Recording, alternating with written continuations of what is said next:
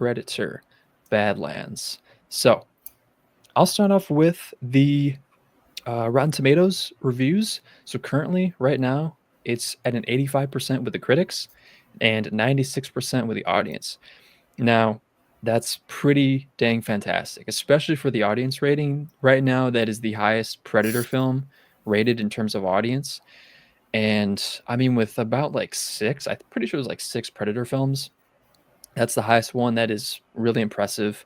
It seems like Dan Trachtenberg, the director, the guy who's been behind Prey, who's been behind Predator Killer of Killers, he's just killing it right now. He's bringing his own vision to the franchise, and it's clearly working because people are responding and they're loving it. And I can happily say that Predator Badlands delivers. It totally delivers. It's just an action-packed thrill ride, fun time. I will admit it is a really good popcorn flick. I wouldn't expect too much out of this, but with that being said, there are some really neat surprises throughout. Going into this film, I was really excited. I was hoping it would live up to the hype because following Killer of Killers, following Prey, I can't believe Prey was like 2 or 3 years ago. It was crazy how quick time flies. And when I saw Prey, I just was just in love with it. It was so much fun, and to see Trachtenberg come back to the big screen with Killer or with Predator Badlands, he brought it, and it's was awesome to see.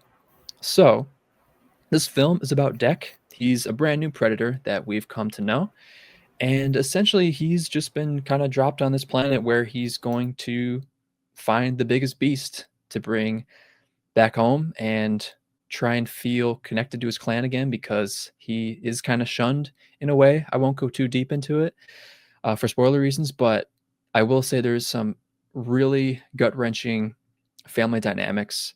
And to think of a family dynamic within the predator race, the Yautja, it's kind of crazy to think of them having a family and them being familial.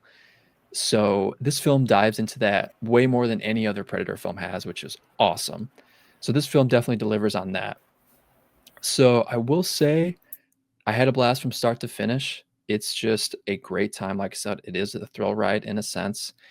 As he's dropped on this planet, you meet a lot of crazy creatures, some kind of unimaginable creatures, some really neat creature designs in the landscape, whether it's within trees, whether it's in animals that represent animals on Earth that they use some crazy cool CG to make it a little different and more bombastic and wild. It was just a great time.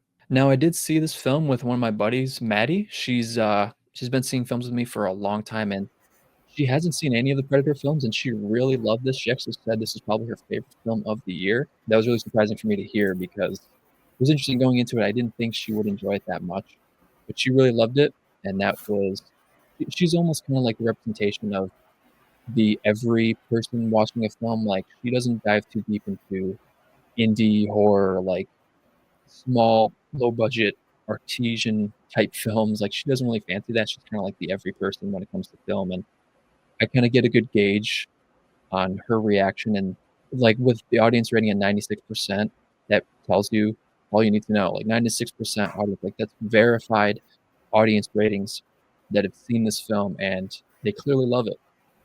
And again, that's just awesome to see for this franchise because this franchise just keeps getting bigger, keeps getting deeper in lore. This film definitely dives more deep into the lore of the Predator. And in this shot right here, where he's holding up Elle Fanning's character, which was a Wayland Yutani synthetic, which ties to Alien. So we're delving deep into another franchise within this franchise, which is awesome because I know a lot of people want to see Alien versus Predator, and it's totally coming at some point. There's no way it's not coming, especially with this film when they dive into Wayland Yutani a lot more. And if you're a fan of the Alien franchise, I'm sure you're just as excited as I am. So, in terms of like what would I consider a standout moment of this film, I'd say, and I think David, you can relate to this in terms of like I kind of relate it to anime in a sense. There's that hype moment. Like if you think of All Might in My Hero, like David, you remember that? I mean that the scene with All for One versus One for All, like it's sheer hype. And there was a huge moment at the very end of this film that's just hype.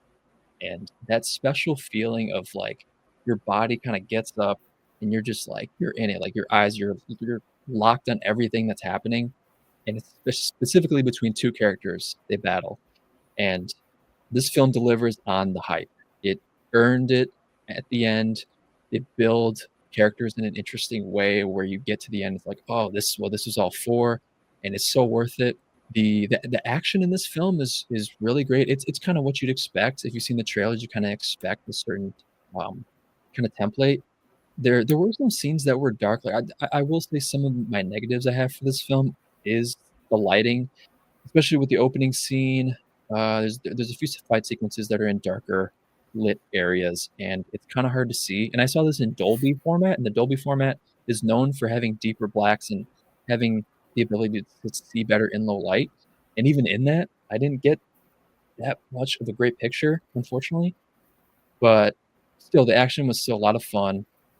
Another thing I loved about this film was the music, especially with the opening. I'm gonna bring up a photo of the opening sequence, from this, that's beautifully shot right there, it's insane. But within this opening sequence, it almost feels like the music from Dune. It really reminds me of Dune music with Hans Zimmer's score, and it's clearly inspired.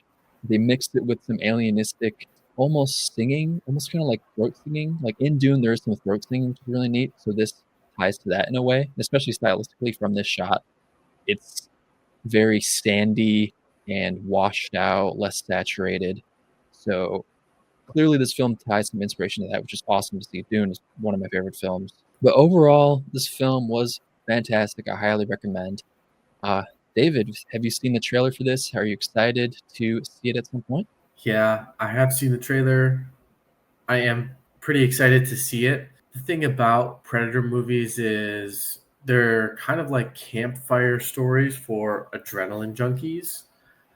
It's it's like if you were sitting around a campfire and you were telling a story about how you were going to hunt something, and then all of a sudden you're the one being hunted. It's like a very good campfire story, and I think that's why they do really they have there's a lot of movies of them, despite whether or not some of them are better than others or not good at all. They're well in that aspect because I think people can relate to it. It's a very simple kind of like storyline, and just they just kind of ramped up the sci-fi. It seems like from the trailer.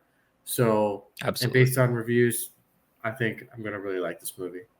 Absolutely. Yeah, once you see it, definitely well, we'll probably chat about it for a second on here because it was absolutely fantastic. So, that is Predator Badlands. Y'all should go see it. It is fantastic.